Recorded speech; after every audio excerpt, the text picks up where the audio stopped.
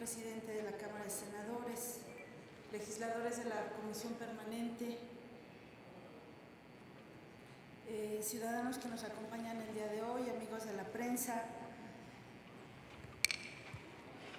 Tengo el honor de presentarme ante ustedes para dar un informe de la participación de la Secretaría de Economía en la negociación reciente en los Estados Unidos. En primer lugar, creo que conviene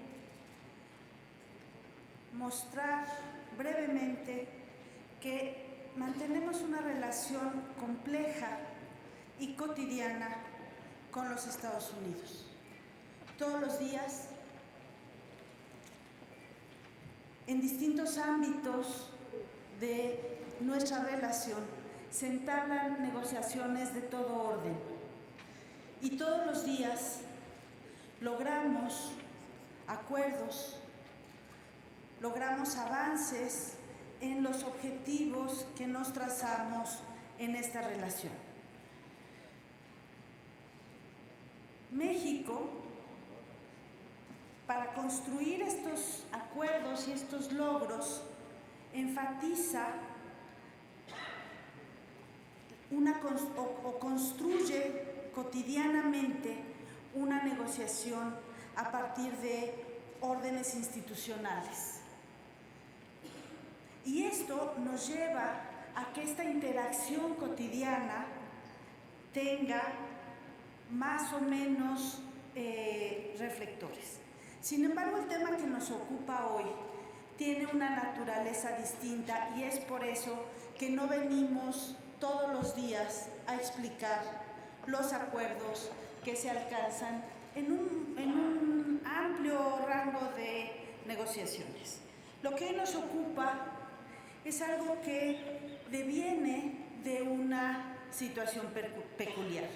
Y ahí, entonces, permítanme también hacer una pequeña exposición de lo que hacemos en la Secretaría de Economía en estos ámbitos de actuación, de negociación, por sus atribuciones de ley, pero también por la dinámica de la economía mexicana, que es una economía abierta, conectada con el mundo, integrada globalmente, comercialmente, productivamente.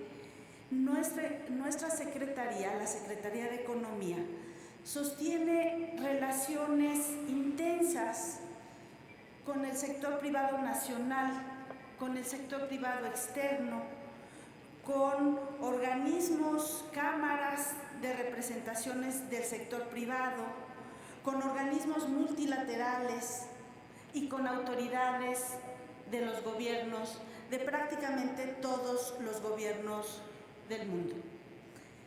Estados Unidos no es la excepción. Por nuestra intensa integración comercial, mantenemos entonces desde la Secretaría de Economía un intercambio diario, diría yo, por cuestiones comerciales, aduaneras, por cuestiones financieras, en esta relación con el sector público, privado y con los organismos multilaterales. Y es importante decirlo porque México tiene una característica excepcional, y esta característica excepcional es que es un país, una economía emergente, exportadora de manufactura.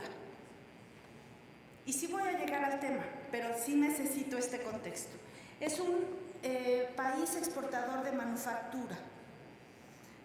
El total de exportaciones que vendemos en los Estados Unidos, el 7.8% son exportaciones agropecuarias, el 0.9% extractivas y el 91.3% manufactureras.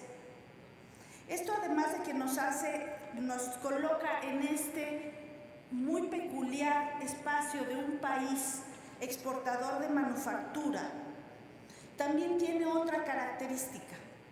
que la mayor parte de estas exportaciones se hacen a nivel son lo que llamamos exportaciones intrafirma.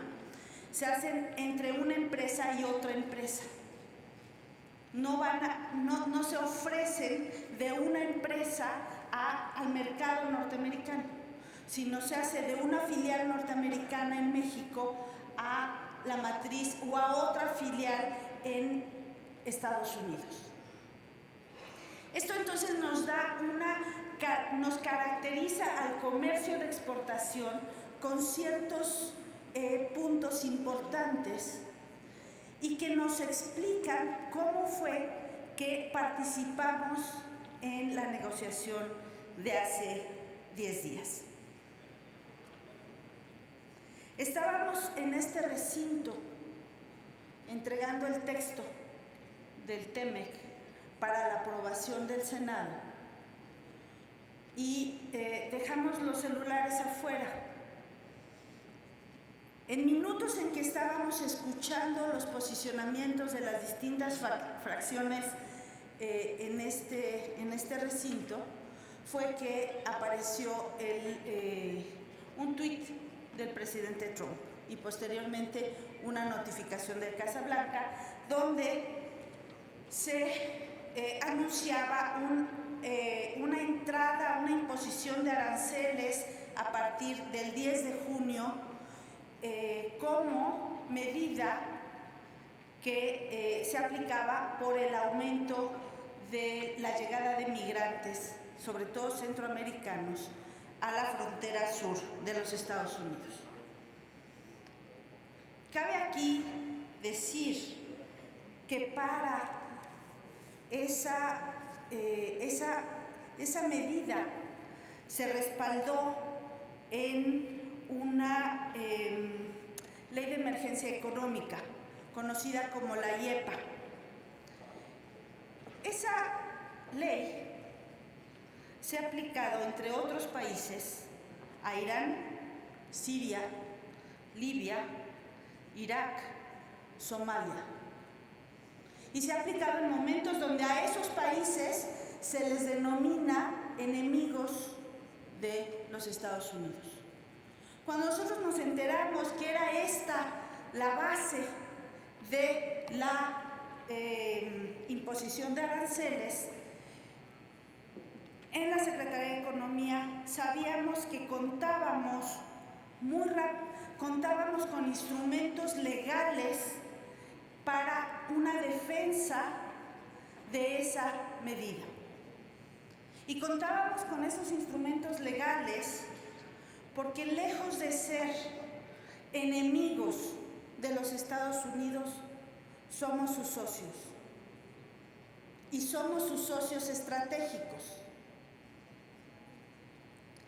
Tenemos en el artículo 302 del TELECAN, hoy vigente, y el artículo 2.4 del TEMEC, tratado que está en aprobación en esta Cámara, los mecanismos para entablar una defensa respecto a la imposición unilateral de aranceles. Pero también podíamos, y lo sabíamos desde la tarde del 30 de mayo, que podíamos recurrir a la Organización Mundial del Comercio, organismo multilateral en el que hemos participado activamente en su reforma y que contábamos entonces con otro mecanismo de defensa frente a la imposición unilateral de aranceles. Además de estos dos mecanismos de defensa, que hay que decirlo, son lentos, no son tan expeditos como uno quisiera y no pueden frenar en menos de 10 días una medida, una amenaza de una imposición de aranceles de esta naturaleza. Empezamos también a trabajar en otro tipo de mecanismos, como es los mecanismos de solución de diferencias entre estados dentro del TELECAN, que es el capítulo 20 o el capítulo 31 del TEMEC, pero también empezamos a trabajar en una lista de retaliación. Una lista que nos permitía responder con medidas arancelarias esa imposición del 5% primero, 10% después y así hasta un 25% de aranceles. Comenzamos a trabajar en esa lista de aranceles y al mismo tiempo prepararnos para una negociación. Una negociación que no queríamos en ningún momento, y nunca lo planteamos así, no queríamos que fuera de aranceles. No estábamos discutiendo aranceles. No estábamos discutiendo si entre dos socios que tienen vigente un tratado de libre comercio iba a haber aranceles. Y tenemos un antecedente previo muy cercano, que es la imposición de aranceles bajo otra ley, la 232, para el caso de acero y aluminio, y que habíamos tenido una resolución favorable a principios de mayo, donde Canadá y México lograron que los aranceles que se impusieron a acero y aluminio fueran retirados. Y nosotros habíamos también aplicado ahí medidas de retaliación y habíamos llevado nuestros casos a OMC y nuestros casos a Telecán. Entonces sabíamos que teníamos nosotros esos instrumentos y llegamos a Washington convencidos que la discusión no era una discusión de aranceles, pero teníamos que estar cercano a esa negociación, teníamos que estar cercano. ¿Por qué? Porque teníamos que estar preparados y teníamos que mostrar que estábamos preparados. Y para ello entonces se organizaron como parte de la agenda general, agenda para la Secretaría de Economía, y tuve la oportunidad de unirme con autoridades del gobierno de Estados Unidos, del Congreso, think tanks o grupos de investigación, asociaciones del sector privado, nacional y de los Estados Unidos. Mi contraparte, el secretario Wilbur Ross, a quien encontré en una ceremonia de toma de posesión del presidente Bukele y a quien el sábado 2 de junio le pedí una cita. Para el día 3 estaba yo en condiciones de encontrarme con él en la ciudad de Washington y así lo hice y presenté el caso que los socios comerciales, que México siendo el socio estratégico de Estados Unidos, aquel productor exportador de manufactura, donde tenemos manufacturas globales, donde formamos parte de cadenas globales de valor, a ese socio se le estaba amenazando con una imposición de aranceles.